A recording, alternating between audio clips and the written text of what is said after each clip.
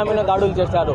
గతంలో రషీద్ అలీ దర్గా స్థలం కబ్జా గురి అయిందని ఒక సోషల్ మీడియాలో పోస్ట్ చేసినంత వరకు మాత్రమే ఆ కాంట్రాక్ట్ ఎవరున్నాడో కూడా మాకు తెలియదు. ఆ గోడ కట్టిన కాంట్రాక్టర్ని ఎవరిని నేను ముఖం కూడా చూడలే. అతనిని నేను కత్తితో దాడి చేసినానని నా మీద క్రిమినల్ కేసులు వేసినాడు. 2022లో రంజాన్ నెలలో ఒక నేను ముస్లిం అయినా కూడా వాడు ముస్లిమే, నేను ముస్లిం అయినా కూడా రంజాన్ నెలలో ఒక్క పొద్దు క్లోజ్ చేస్తా ఉంటే మసీద్లోంచి పిలిపించి చిల్గల్వాయి సెంటర్లో సుమారు వాళ్ళ అనుచరులతో దాడి చేయించినాడు. రంజాన్ నెలలో నా మీద రేప్ కేసులో వేయించినాడు. 2023లో దాడులు చేయించినాడు. ఫాదరు నేను టీడీపీకి సపోర్ట్ చేస్తున్నానని మా ఫాదర్ వాటర్ ప్లాంట్ ఉంటే అది క్లోజ్ చేయించినారు. కార్పొరేషన్ సిబ్బందిని పంపించి వాటర్ ప్లాంట్ మూయిస్తాడు, ఎలక్ట్రిక్ సిబ్బందిని పంపించి కరెంట్ కట్ చేయిస్తాడు. చాలా మంది చాలా దౌర్జన్యాలు చేసినాడు. వాళ్ళ గుండాను వాళ్ళ అనుచరులను నా మీద దాడికి పంపించినాడు. రీసెంట్గా మాది మేడంకి సపోర్ట్ చేస్తున్నానని కక్షా సాధింపు చర్యలతో కుట్రపరంగా నా మీద దాడి చేసి వాళ్ళే దాడి చేసి నా ఇంట్లో దూరి నాకు దాడి చేసి మా నాన్న మీద దాడి చేసి వాళ్ళే కత్తితో పుడుచుకొని నాకు స్టేషన్లో వచ్చి ఆమె భాషకి ఏం సంబంధము నేను స్టేషన్కి వచ్చి నా మీద దాడి చేసినాడు స్టేషన్లో.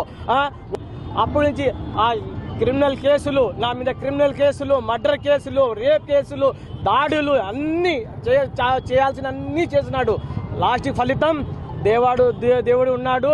ఈరోజు నేను ఈడ సుఖంగా నా భార్య పిల్లలతో నేను ఉన్నానంటే అది నా వాసన వల్లనే నేను ఈడ ఉన్నాను. లేకపోయి ఉంటే నేను నా భార్య పిల్లలు రోడ్డు మీద వచ్చేవాళ్ళం.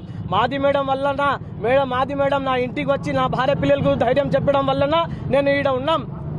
మాది మేడం లేకుంటే నాలాంటి వాళ్ళు చాలా మంది రోడ్డు పాలు వచ్చేయండి. వీళ్ళ అధికారంలో వచ్చి ఉంటే వైసీపీ వాళ్ళు అన్యత్ భాషకు సీటు వచ్చి అధికారం వచ్చి ఉంటే నాలాంటి వాళ్ళు చాలా మందిని అందరికీ చెప్పి రోడ్డు పాలు చేసేవాళ్ళు వీళ్ళు.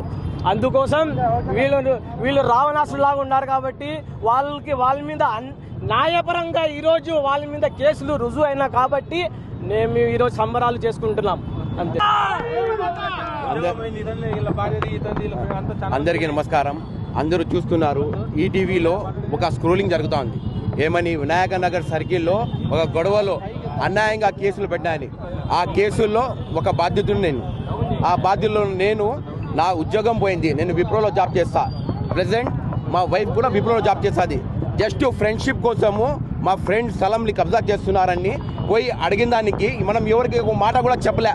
పోయి మా ఫ్రెండ్స్ని తోడుకొని మనం వస్తామంటే కొన్ని రోజుల తర్వాత మా మీద కేసులు పెట్టాయని మా మీద ఒత్తిడి చేస్తామంటే భయంతో మనం ఇల్లు వదిలేసి ఒక నెల వరకు మనము ఊరు వదిలేసి వేరే చోటకి వెళ్ళిపోయినాం.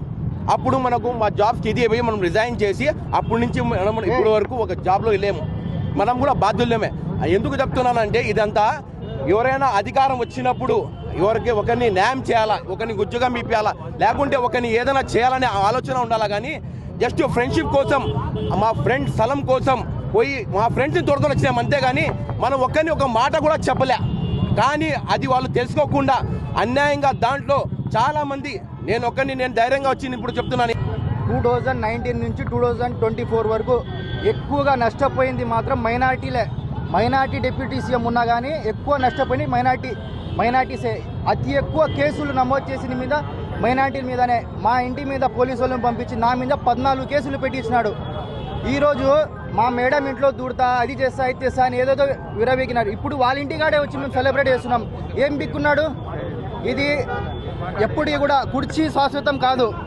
ఈరోజు మేముంటాం, ఇంకొకరు ఉండొచ్చు. కానీ ఇట్లా ఓవర్ యాక్షన్ చేస్తే ఇదే గతి పడుతుంది.